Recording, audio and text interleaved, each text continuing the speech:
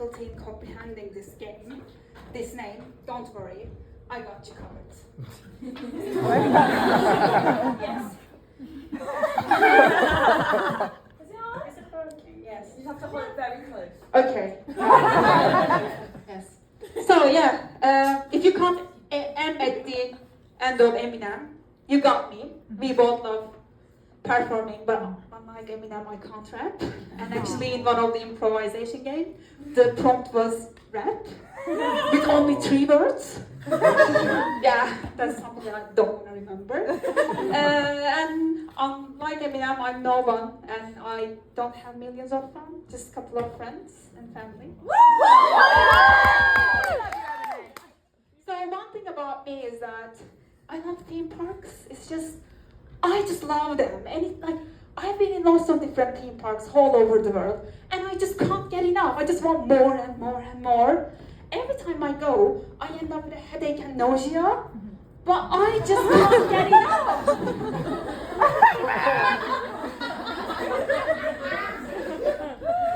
So good. Then, I discovered emotionally unavailable and avoidant man. I was like,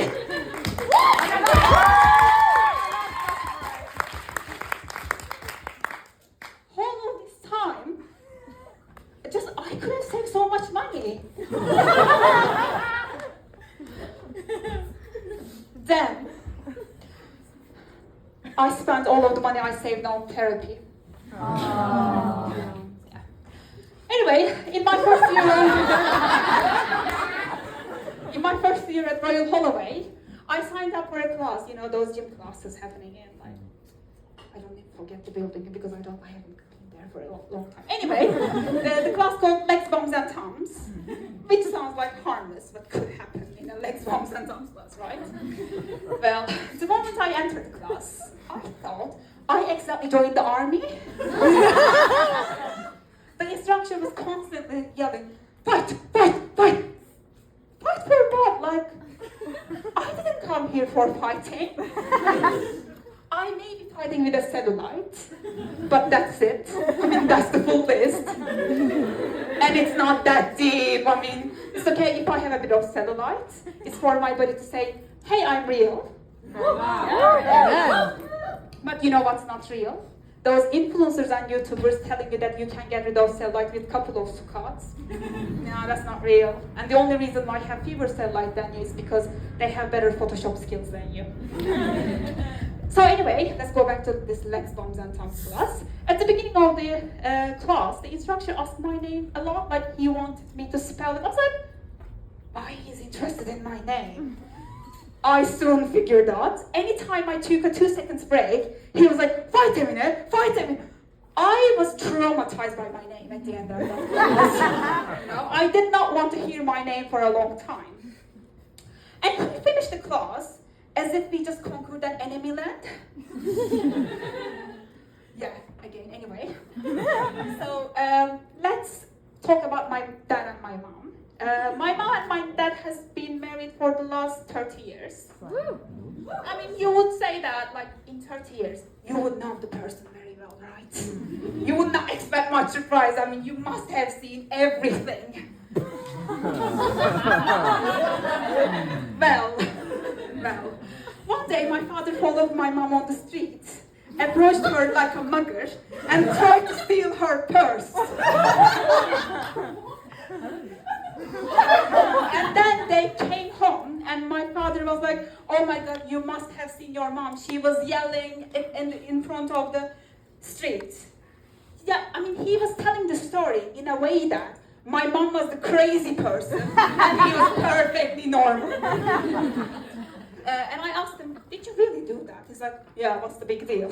I said, I mean, yeah, I'm pretty sure every husband follows their wife and tries to steal their purse. I'm pretty sure, right?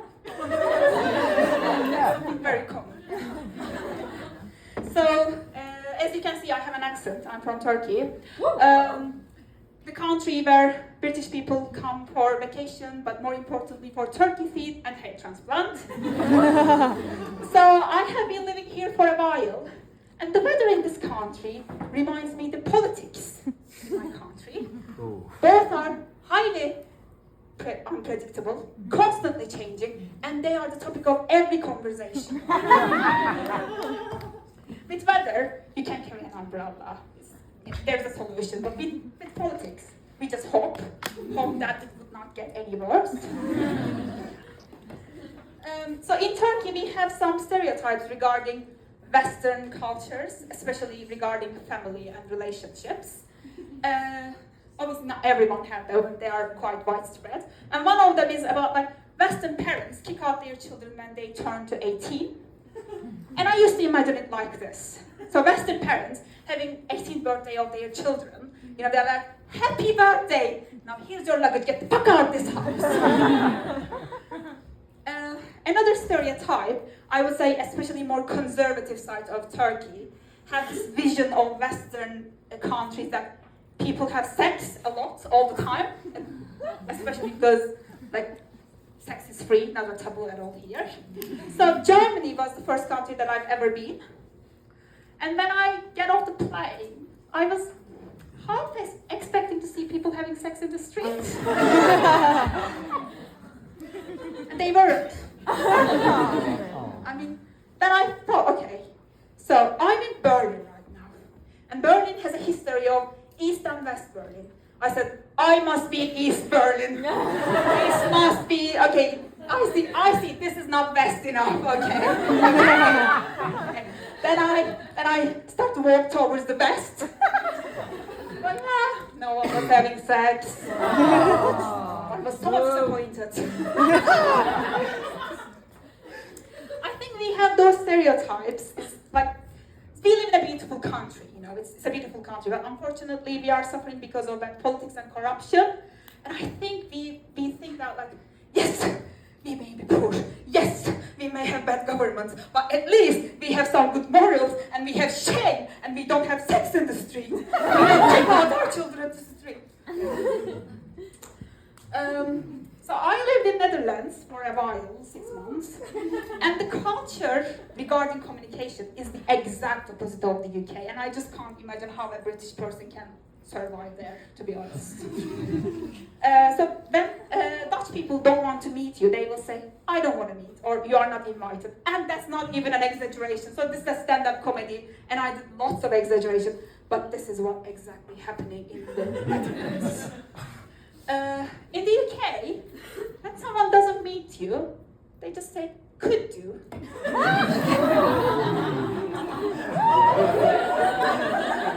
Which translates into, let's pretend this conversation never happened. Or they might say, let's catch up soon, which translates, goodbye forever. Hope we will never see each other at Tesco again. So, obviously when I moved to here, I had to learn lots of things about the British culture. One of the most important things is understatement. So you cannot understand British people's emotions just by listening them. You need advanced detective skills. So when British people are, you know, living their best life, they are very happy, you know, they are over the moon. The most excitement you will see a reserved, that's not bad at all. And let's say they are full of anger. You will see a calm, that's slightly bothersome.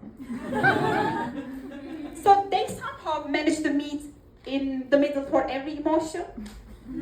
So I realized deciphering British people's emotions requires 3-step process. So step 1. Analyze the situation. So, you know, what kind of situation? Is it something positive, negative? Step 2, you need the psychological profile of this person. You know, how these typical Brits would react to situation. Step 3, translate the understatement. Either multiply it by -10 or +10. So basically, you need to be Sherlock Holmes in every single conversation. Yeah. That's it from me. Thank you for listening.